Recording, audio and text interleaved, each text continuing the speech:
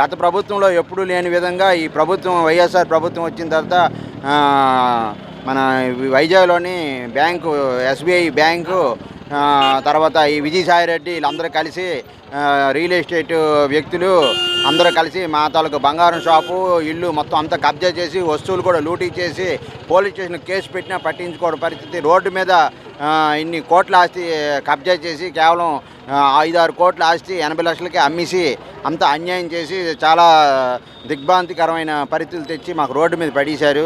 ఎంత చెప్పినా వినట్లేదు. ఎటువంటి న్యాయం ఎంత తిరిగినా కూడా అవ్వట్లేదు. ఏమంటే కోర్టు అంటున్నారు. కోర్టులో కూడా లాయర్లకి తర్వాత లాయర్లు, బ్యాంక్ అధికారులు ఒకటైపోతే ప్రజల ఆస్తులు ఏమవ్వాలి?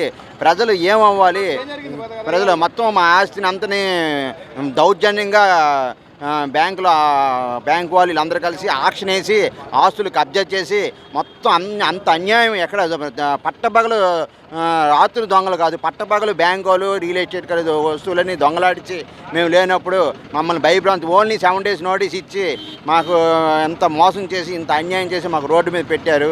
మాకు ఆ పవన్ కళ్యాణ్ గారు మాకు కాపాడాలని మరీ కోరుతున్నాను. దీనిపై సిబిఐ కానీ సిఐడి కానీ యాక్షన్, సిఐడికి కూడా ఇచ్చాము.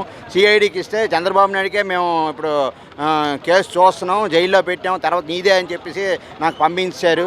సిఐడి ఎటువంటి పట్టించుకోవట్లేదు. మీ సోంపేట పోలీస్ స్టేషన్లో చూడండి అంటున్నారు. సోంపేట పోలీస్ స్టేషన్లో మాకు ఎటువంటి న్యాయం జరగట్లేదు. వాళ్ళ మీద ఎటువంటి క్రిమినల్ కేసులు కూడా పెట్టట్లేదు.